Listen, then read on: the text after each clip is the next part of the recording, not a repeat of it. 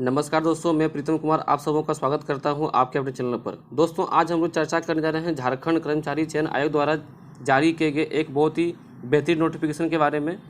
दोस्तों, आज हम लोग जिस विज्ञापन की चर्चा करने जा रहे हैं वो झारखंड कर्मचारी चयन आयोग द्वारा जारी किया गया है, जिसका नाम है झारखंड इंटर स्तर कंप्यूटर ज्ञान एवं कंप्यूटर में हिंदी टंकन अहर्ता धारक पद हेतु। अहर्ता मतलब दोस्तों हो सर्टिफिकेट संयुक्त प्रतियोगिता परीक्षा है 2022 का, जो कि नियमित भर्ती है।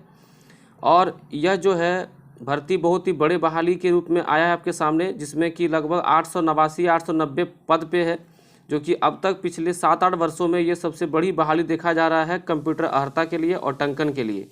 तो दोस्तों आइए समझते हैं कि पूरा बहाली क्या है, इसमें परीक्षा शुल्क क्या होगा, आयु सीमा क्या होगी, कितने परीक्षा होगी और क्या सिलेबस होंगे और किन लोगों को यह फॉर्म भरने की अनुमति होगी। तो आइए एक एक सारे बातों पर चर्चा करते हैं और आप लोग वीडियो को पूरे अंत तक देखें और समझें कि किस प्रकार से इसमें हम लोग फॉर्म को भर सकते हैं। दोस्तों, सबसे पहले देखिए कि परीक्षा शुल्क क्या है।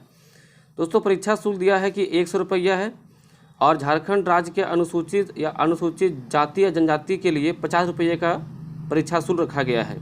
ठीक है, और जो कि बहुत ही आसान सा फी है।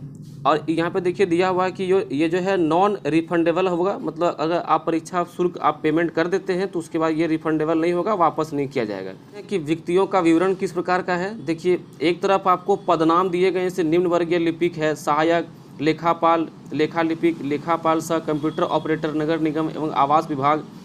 इसमें देखिए हर एक कैटेगरी में अलग अलग पोस्ट दिए गए, चाहे वो जो है जनरल कैटेगरी का हो, ओबीसी का हो, SC ST का हो। और देखिए योग टोटल आपको दिया है 96। इस प्रकार से अलग अलग पोस्ट का देखिए आपको अलग अलग पद दिए गए हैं और टोटल जो है आपको वैकेंसी का भी देखिए संख्या दिखाया, जैसे 256 है, यहाँ पे कुल 27 है। स्टेनोग्राफर में जैसे देखिए कितना 27 कुल मिलाकर के दिया हुआ है। फिर देखिए लिपिक अनुसूचित जनजाति, अनुसूचित जाति, अल्पसंख्यक एवं पिछड़ा वर्ग कल्याण विभाग जो है उसमें 104 पद दिए हुए हैं सब मिला करके।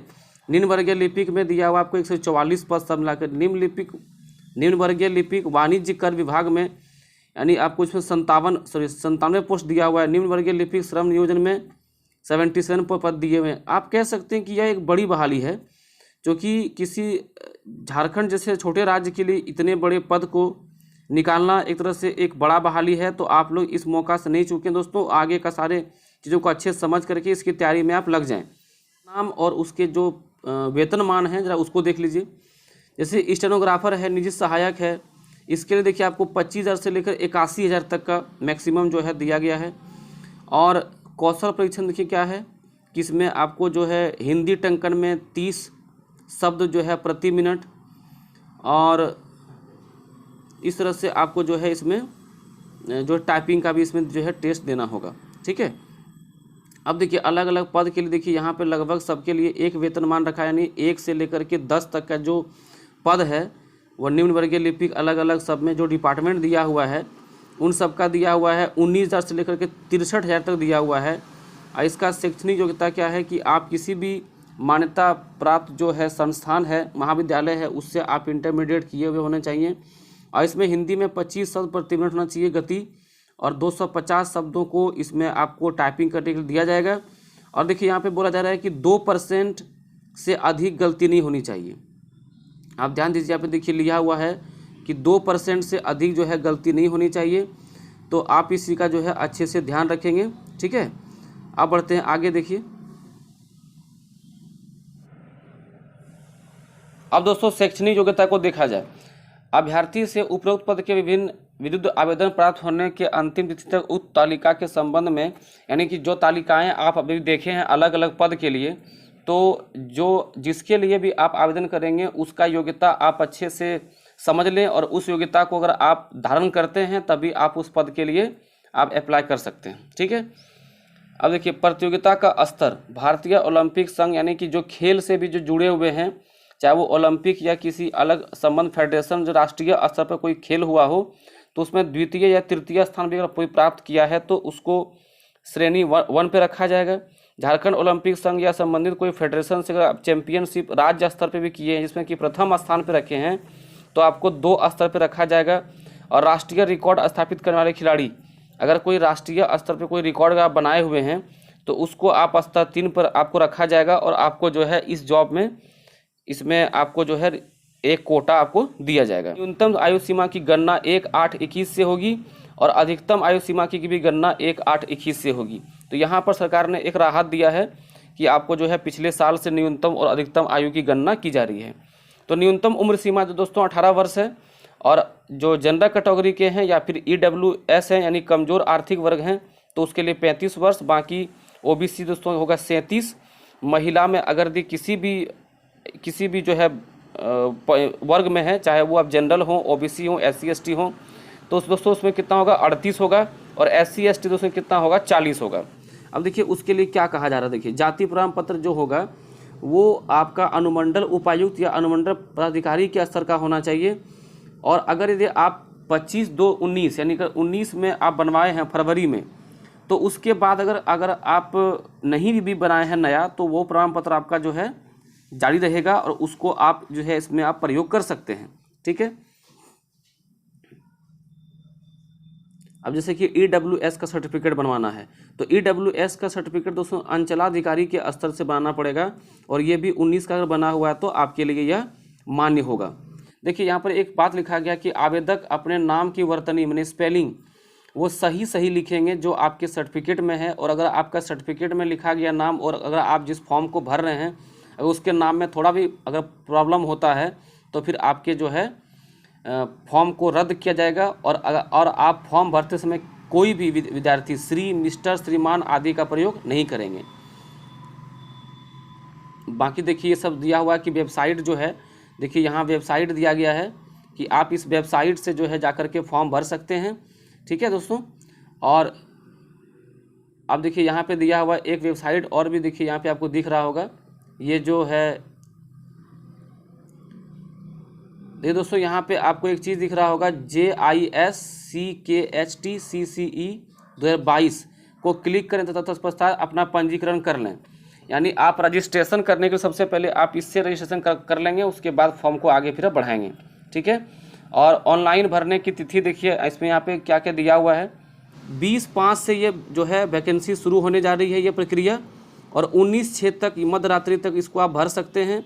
परीक्षा शुल्क भुगतान करने की तिथि देखिए 22/6/22 तक रखा गया मध्य रात्रि के लिए। और फोटो हस्ताक्षर अपलोड करने का अंतिम तिथि रखा दोस्तों गया है 25/6/22 को इसका अंतिम तिथि रखा गया है। दिनांक 26/6/22 से दिनांक 30/6/22 तक ऑनलाइन आवेदन पत्र में की गई किसी भी अशुद्ध प्रविष्टि को संशोधित किया जा सकता है। यानी जो भी आप गलती करेंगे उसको 26 से 30 तक आपको डेट मिलेगा जिसमें आप उसको इम्प्रूव कर सकते हैं। ठीक है दोस्तों। अब देखिए कि परीक्षा का स्वरूप कैसा होगा। आयोग द्वारा OMR आधारित परीक्षा ली जाएगी, यानी ये आपका एग्ज़ाम ऑफलाइन होगा। परीक्षा आदि विभिन्न समूह में लिया जा सकता है। अभ्यर्थियों के प्राप्तांक का नॉर्मलाइजेशन किया जाएगा एवं मेगा सूची उनके प्राप्तांक के नॉर्मलाइजेशन अंक के आधार पर तैयार किया जाएगा।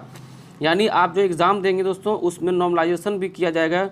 इसका मतलब कि नेगेटिव मार्क्स रहेगा और आप इस आधार पर अच्छे से एग्ज़ाम दें ताकि आपका नॉर्मलाइजेशन अच्छे से हो और आप कम से कम दोस्तों नेगेटिव मार्क मारने का प्रयास करेंगे। परीक्षा एक चरण मुख्य परीक्षा में ली जाएगी, यानी इसमें कोई भी PT या पहला एग्जाम नहीं होगा दोस्तों, डायरेक्ट आपका मुख्य परीक्षा होने वाली है।